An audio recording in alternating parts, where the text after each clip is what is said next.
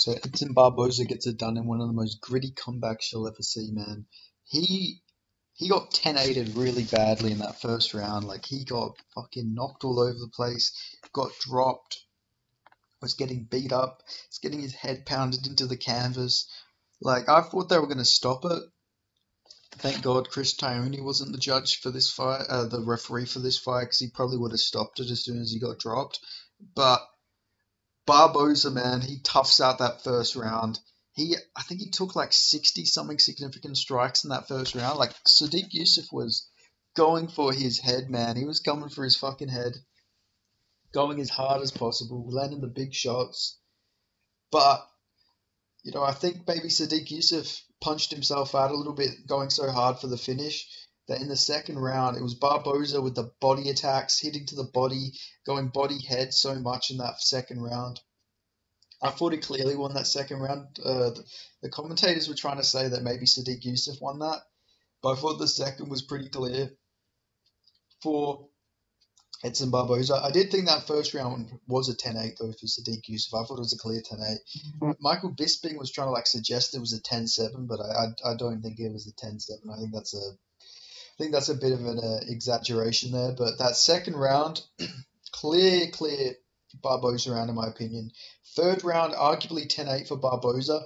He could have got that fight out of there, man. Like he generally could have got a finish there. He was putting a beating on Sadiq Yusuff, going to the body again, mixing up the body head attacks, and then, as my co-host on the MMA Commonwealth Connection predicted, Jamal, he said that he was thinking that Barboza would get a wheel kick KO. Well, fucking Barboza almost gets a wheel kick KO. He wheel kicks Sadiq Yusuff in the third round, almost has him out of there. He probably would have got him out of there if he just ground and pounded him out, but for some reason, Edson Barboza legit was trying to go for a DAS. I feel like if he went for ground and pound, he would have got him out of there. But instead, he was just going for a DAS. He didn't get the DAS, and then there was like 10 seconds left. So Sadiq Yusuff ended up surviving that third round. But if I'm Edson Barboza, I'm kicking myself. You could have got a nice, quick, easy win there. Not quick and easy, but you wouldn't have had to go another 2 rounds with Sadiq Yusuff. But still, he ended up winning both the next 2 rounds anyway. Put on a pretty good performance in my opinion.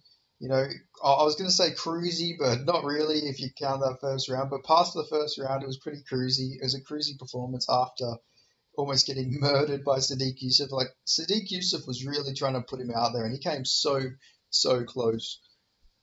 It was generally a really good performance there. But yeah, I was so worried for him. Man, thank God for that fight though, because MMA, greatest sport, man. Because those influencer fights I watched before really fucking soured me. But thank God for MMA, thank God for the UFC, thank God for Edson Barboza. But respect to Sadiq Yusuff though, he's I'm talking about Edson Barboza making a big comeback after that bad first round, but shout out to Sadiq Yusuff for surviving the next 4 rounds with a fucking monster version of Edson Barboza. Not many people will be taking wheel kicks and taking big shots from Edson Barboza. I didn't think Sadiq Yusuff was the most durable guy, but he showed some good recovery in this fight. But also, I think a lot of that had to do with Edson Barboza, going for that submission instead of going for the finish. But yeah, really good performance there from Edson Barboza. I'm looking forward to see what he does next. There's some good fights for him in there. I would imagine he's going to stick at featherweight.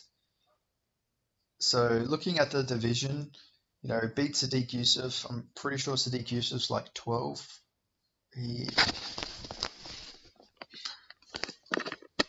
Where is Sadiq Yusuff? Sadiq Yusuff is 11.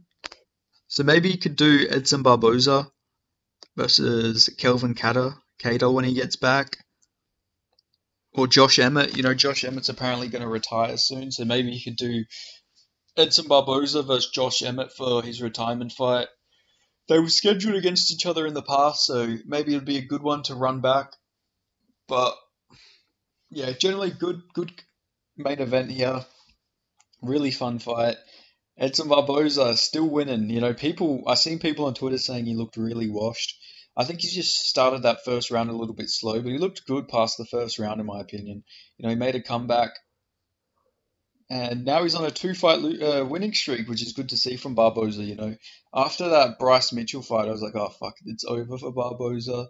But no, now he's back on a winning streak, and yeah, it'd be interesting to see who they give him next. You know, Billy Quarantillo and Sodiq Yusuff back-to-back good wins, and yeah, I'm always happy to see a legend of the game like Edson Barboza do well. You know, he is generally a legend. 37 years old. You know, he's had a great career, and yeah, like I say, I always root for Barboza. Barboza is a great guy in my opinion, and I really just like watching him fight as well. So yeah, I remember there was that period where he was like 3-5 in his last six. No, no, sorry. He was like 1-5 in his last six, and that was like horrible. Even though he arguably beat Dan Ige and Paul Felder, but still, that was not a great time to be a Barboza fan. But I'm glad to see him back on a win streak, and be interesting to see what he does next. But yeah, if you made it this far into the video, make sure you give it a like. Sorry I made so many fucking videos today. I like fell asleep during this one of the influencer fights as well, which is why I like missed the video. I've been up for like 9 hours straight trying to watch all of these events, and I still got to watch the Tim Tszyu fight. So yeah, so expect some more videos.